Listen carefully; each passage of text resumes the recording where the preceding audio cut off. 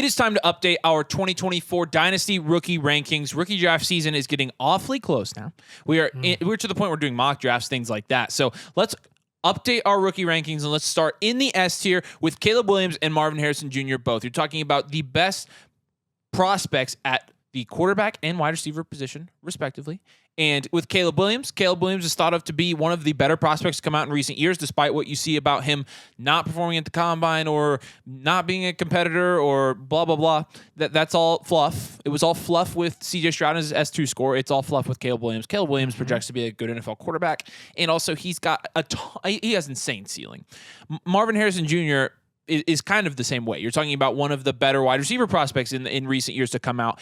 And honestly, with Marvin Harrison Jr., yes, he didn't do anything at the combine, but he is going to do stuff at his pro day. I'm not super worried about Marvin Harrison Jr. I'm not super worried about Caleb Williams until either the NFL or Caleb Williams or Marvin Harrison Jr. shows us a reason that they should not be in this tier at the top by themselves. They're going to be in our rankings, and we honestly think that's the most fair way to proceed forward with these guys that are considered to be very, very promising prospects. Yeah, and in the A tier, at the top of the A tier, we are going to have Drake May. Yes, we're going to have him over Jaden Daniels, which is right after him. Give us some grace here. This is a tier. This is a tier for a reason. You can put Daniels over May. You can put May over Daniels, whichever one you prefer. We don't really care that much.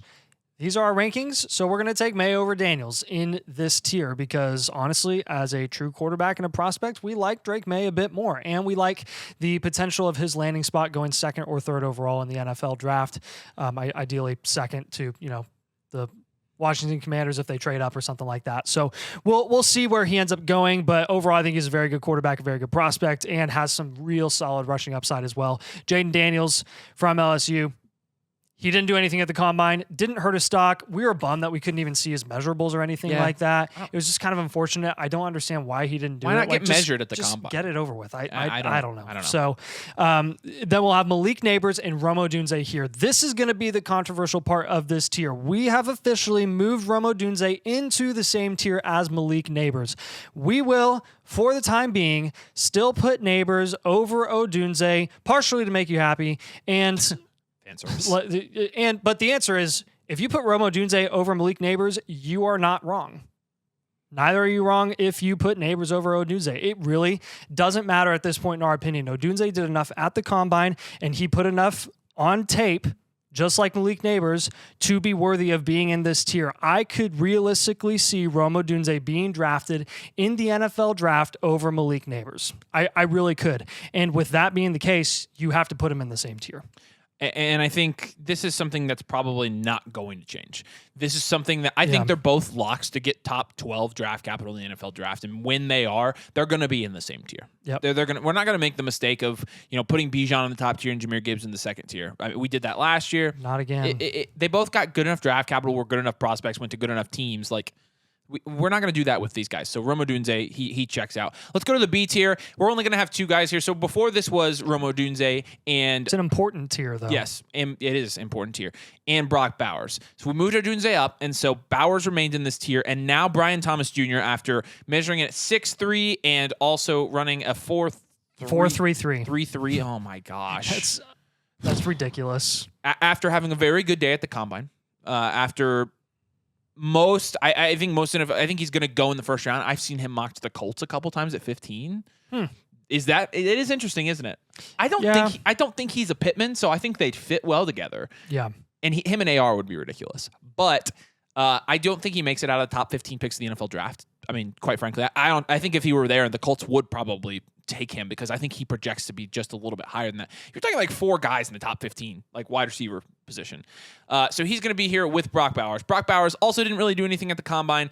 Still projects to be a very, very good tight end prospect. Essentially a wide receiver playing the tight end position is what Brock Bowers is, coming out of Georgia. And we're super excited about what he's going to do in tight end premium leagues for your Dynasty team. We think he's going to be a top 5 or 6 Dynasty tight end right off the bat. And he's a better prospect than any of the guys last year that hit coming out. Like, he's better than that. He's projected also to go top 10 right now. It'll be interesting to see because he's going to be very landing spot dependent in terms of his immediate impact and production. That being said, he's such a good prospect. Don't be surprised if Brock Bowers in his first year comes out and kicks some butt anyways. Brock Bowers and Brian Thomas Jr. are going to lock down this really this transitory tier of the top guys in these top 3 tiers to what we're now going to move down into. That's the C1 tier and the C2 tier. And we call it that because we just don't know between these 2 tiers. Like maybe there's a teardrop, but like... Yeah. Well, this is the big teardrop we talk about too, really from the B tier to the C tier. That's the 108 to the 109, massive teardrop. And this is what we recommend to a lot of our supporters over at flockfantasy.com with our team blueprints. Like, hey, if you have a first round pick from the 109 to the 112, we generally recommend that you just trade back, get a couple picks in addition, or a team what? Team blueprint. What's that look like? It looks like this thing right here. Right there. Holy crap. Isn't that real cool? Where'd that come from? Real cool. Sorry, that's stupid. But at the same time, you can get one of these. And when you sign up with code DOMAIN at flockfantasy.com/domain, you have to use code DOMAIN. You get a team blueprint. It's a multi-year comprehensive plan for your Dynasty team that comes with a one-on-one consulting process after, courtesy of Nathan and I. We put together the blueprint, and then we work with you to make the trades for your team. But the idea is we want to help you win your Dynasty leagues. Like, it's not about getting all the young players or getting whatever. We want you to win money and have money from Dynasty leagues. Like, that's what we want to do for you. We can help you do that. Dynasty Rookie Draft Guide also included when you go over there. Also, you can be in one of our listener leagues. We're going to do another drawing for our listener leagues on this week's stream, Friday night. So super pumped for tune that. in if you want to have a chance at getting in a league with Nathan and I. And if we do 100 new Motherflocker signups, Nathan and I are doing an all-night live stream. So flockfantasy.com/domain. But you're talking about the C1 tier again. And yeah, and at the top of this tier, I can't even. I can't. You need me to do it. You need me to do it. I need you to do it. All right. So here's our dilemma here at the Domain World headquarters. The dilemma is I disagree and he agrees, and he called the audible here. I called the audible on a different one. So yeah. So in our mock draft, JJ McCarthy went 204, and we're like, people are like, yeah, why are you not taking him over Penix if he's like projected top 15? And I'm like, actually, that's a good point. And Nathan's like, because I don't like it. There's some of you that put him as a QB1 in this class in the S tier, and I just can't get behind that. No, nobody's doing that. We're going to be conservative here and put him in the C tier. Look, like, here's my thought process. He's athletic. That's not even. That was a pro. I just said something nice about him. It hurt you, didn't it? It hurt. Here's my thought process with JJ McCarthy. If he does go right now, he's projected to go top 15 in the NFL draft. If he does in a Superflex league, he's absolutely ranked here. You're absolutely taking him at the end of the first. That's a great value there. Yeah. The dilemma is Nathan doesn't like him, and that's really it. Like, when Nathan doesn't like somebody, he just like... No, the dilemma here, because I'm trying to defend you here too a little bit, because we're not saying that you even love JJ McCarthy. I don't. He doesn't like JJ McCarthy. We have questions about whether he even goes super high. I don't love JJ McCarthy, but I don't not like him. Like, I'm indifferent, and I'm going to wait to see what the NFL says. That's my and process. The dilemma here is how much do we want mock drafts to dictate what we feel about with rankings in certain tiers for, like, guys like this. And with McCarthy, sure, you can put him anywhere you want in this tier. I was going to put him at the tail end. So again, how much does it really matter in this tier? It's a tier. So, and it's a tier for a reason. Yeah, and so we put him at the top because we think he's the clear number one in this tier. I will just say, though, Will Levis was projected to go top 5, not fall any further than that last year, and he fell to the second round. Well, he puts mayo in his coffee. Xavier Worthy is a guy who I do think solidified himself as a round 1 wide receiver after putting up a record-breaking 40-time 4.21. Yes, he's 165 pounds. That's just a little bit heavier than... Who called Xavier Worthy, baby? We did. Us. And look... He belongs here. I am super excited to see what his landing spot is. Even though he goes in the first round, I'm assuming it's going to be, tail end of the first, maybe early second. And I'm really a big fan of any of those landing spots. There's huge need at wide receiver for those early second guys, and there's huge need for wide receiver in the Kansas City Chiefs for a guy with Xavier Worthy's skill set that would fit really well there, in my opinion. I can already see the comment. Like, there's no reason to be celebrating on Xavier Worthy yet. Nothing has happened. I can already see it. Hey, I saw the celebration doesn't fix his weight. I saw Lad McConkey mock to the Chiefs today. Oh my gosh, dude. I would flip.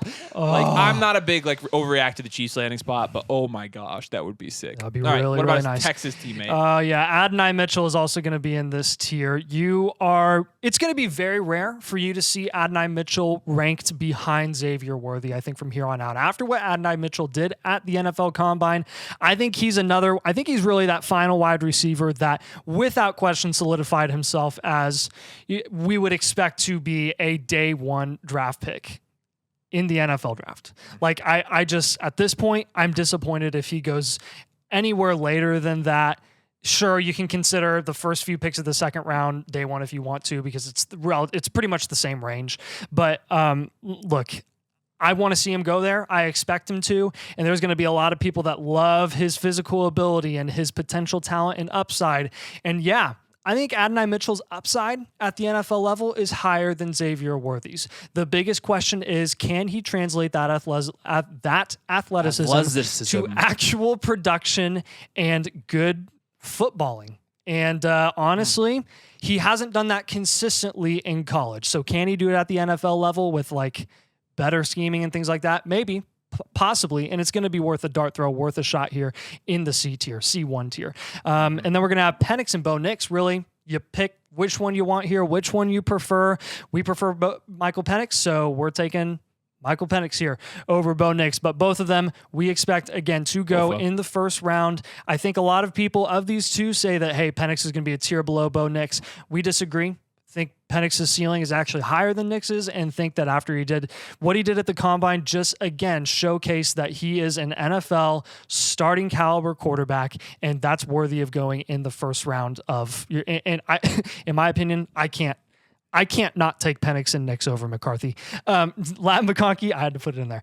Ladd McConkey going to be at the tail end of this tier. This is a huge tier. This is going to be one of our biggest tiers because we love all these guys. It's going to be bigger than the tears rolling down Nathan's face. With the exception of JJ McCarthy, we don't love him. But Ladd McConkey, I could have put him over even Xavier Worthy in this tier.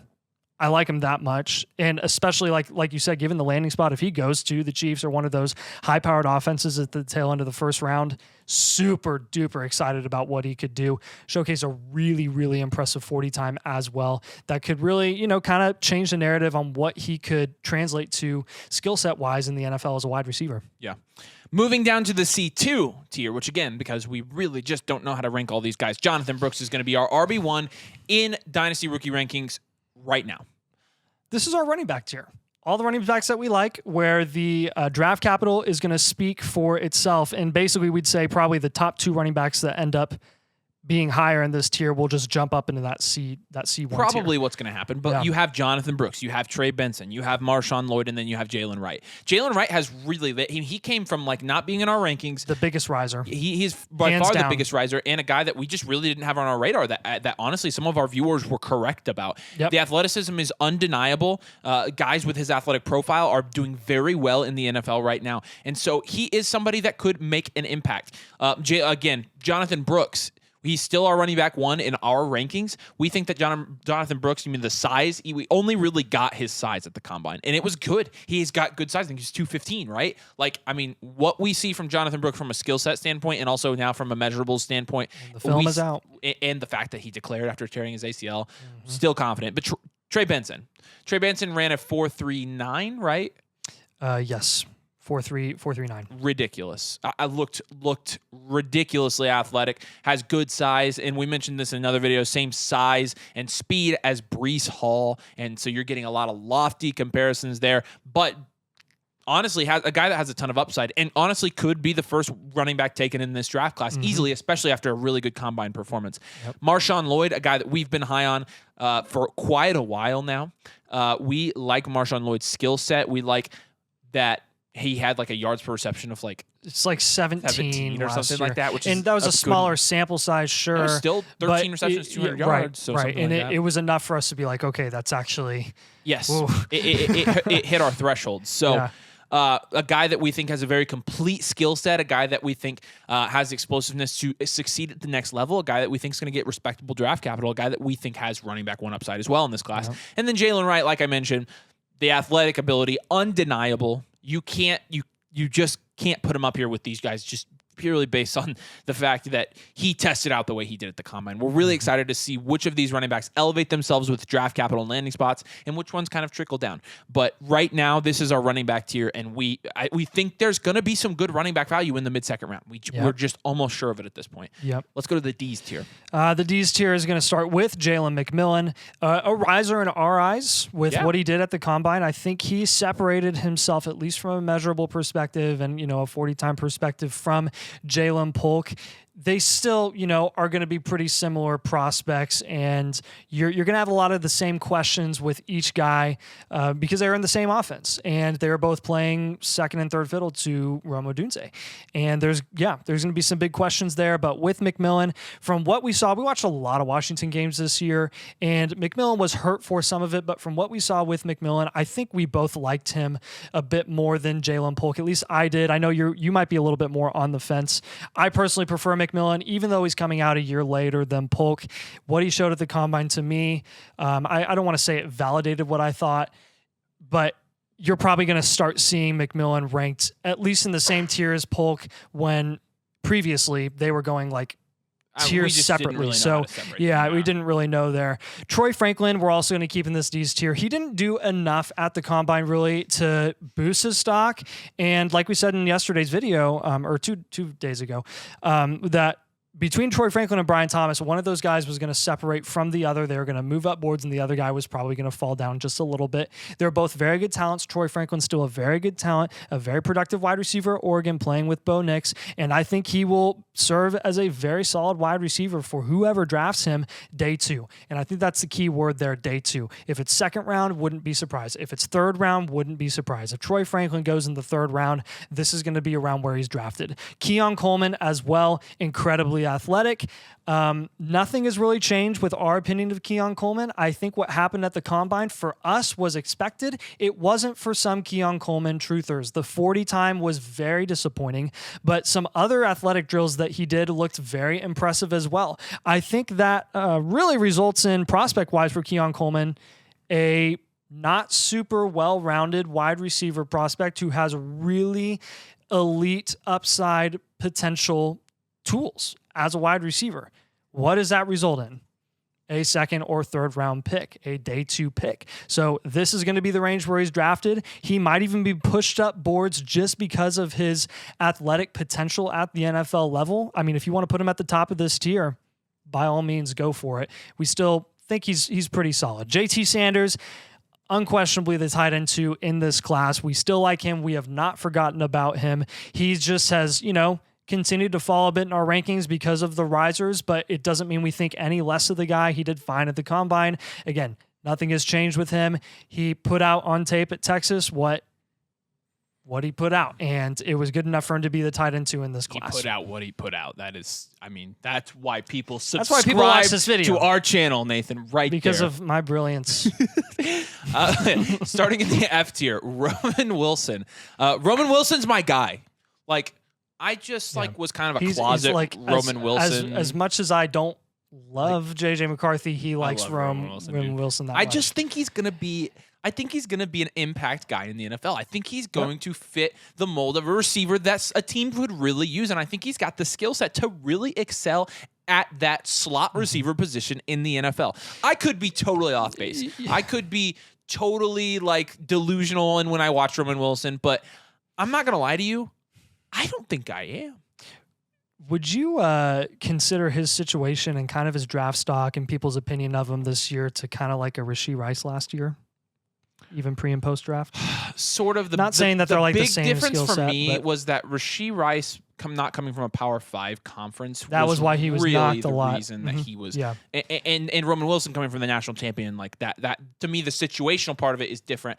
I feel like Roman Wilson. But they're still kind of in the same range, which is interesting to me because Roman Wilson's resume to me, even though he wasn't hyper productive like Rashee Rice was his last year in college. But here's the thing, it's pretty similar. But we talk about JJ McCarthy all the time, and we're like, we just haven't seen a lot of JJ McCarthy because they didn't.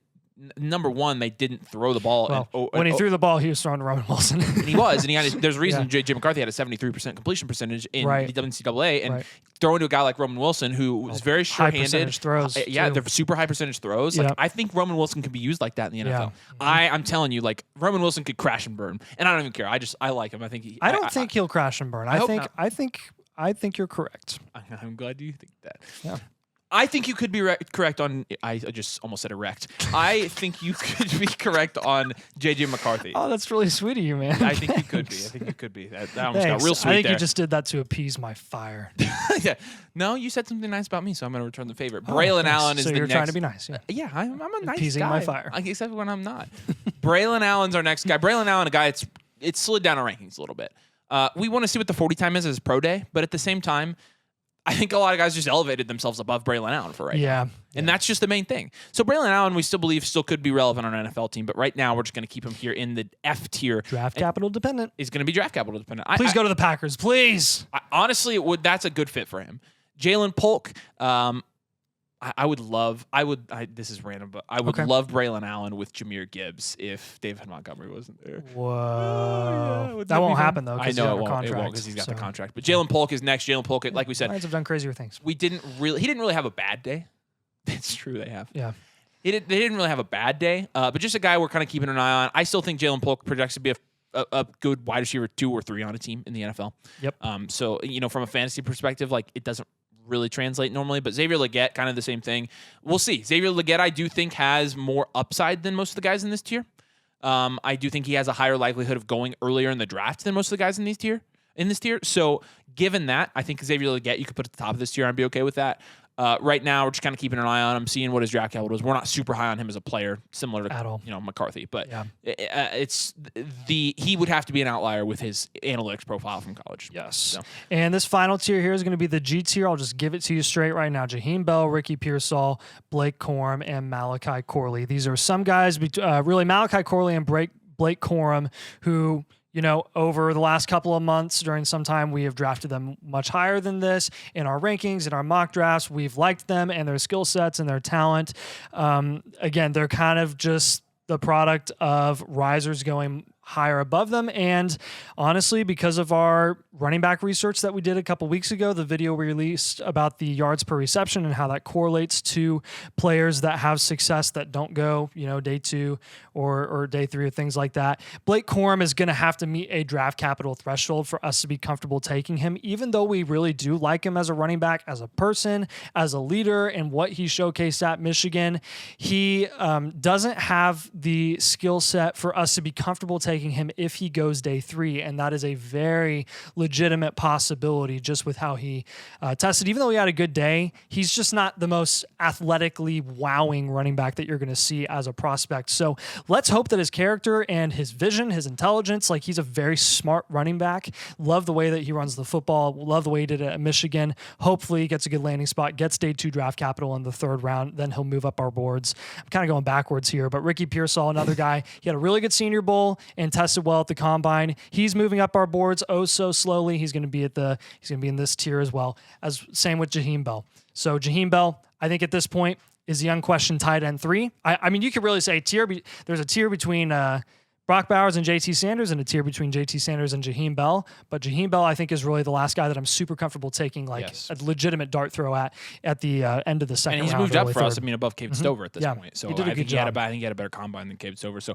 all right, do us a huge favor. If you haven't already, make sure you subscribe to the channel if you play Dynasty Fantasy Football. If you're going to be doing rookie drafts, we're here to give you all the rookie content we can. And also make sure you drop a like on the channel as well. Those 2 things really help us out. Like I mentioned earlier, flockfantasy.com/domain. Use code domain to unlock the blueprint, unlock the Dynasty domain 2024 rookie draft guide, as well as our Discord, one-on-one advice, all the stuffs. So appreciate you guys. Thanks for joining us. We'll see you later. Stuffs.